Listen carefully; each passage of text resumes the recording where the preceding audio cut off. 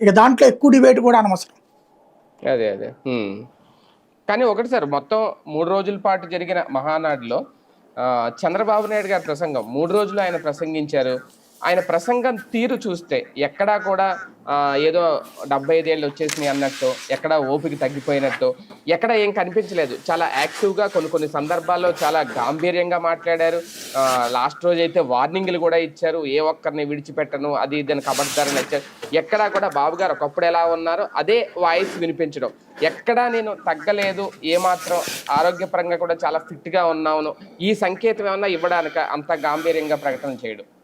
మామూలుగా ఆయనకి మీరు ఎప్పుడైనా మైక్ ఇవ్వండి, 1.5-2 గంటలకు తక్కువ మాట్లాడరు. ప్రపంచం ఇవాళ ఈ గమనంలో ఉందంటే నా వల్లనే అని చెప్తారు. అసలు ఆంధ్ర తెలంగాణలో జనం బతుకుతున్నారంటే నేను తీసుకొచ్చిన సంస్కరణ వల్లే అని చెప్తారు. ఆయన ప్రతిదీ కూడా మీరు భోంచేస్తున్నా, మీరు బట్టలు కట్టుకుంటున్నా, మీరు చదువుకుంటున్నా, మీరు ఉద్యోగం చేస్తున్నా, మీరు వ్యాపారం చేస్తున్నా, ఇవన్నీ నా వల్లే అని చెప్తుంటారు. అవన్నీ చెప్పడం కోసం పలు ఉదాహరణలు చెప్తా ఉంటారు. ఆయన ఉపన్యాసాలు ఒక 10 పక్కన పెట్టుకుని చూడండి, అన్నీ ఒకటే ఉంటాయి. ఈ 3 రోజుల ఉపన్యాసాలు పెట్టుకోండి, ఒకటే ఉపన్యాసం ఉంటుంది, 20-30 సార్లు ప్రసంగించుంటారు ఆయన. ఆయనకి అది ఆగదు. యాక్చువల్గా అయితే గనక అంతంత ప్రసంగాలు వినేంత ఓపిక తీరిక కూడా లేదు. మీరు అక్కడ ఏమైనా టెంపర్ కనబడుతుందా పబ్లిక్లో? ఏం లేదు. రొటీన్గా అది మాట్లాడుతూ ఉంటారు, ఎవరి పనాలు చేసుకుంటూ ఉంటుంటారు.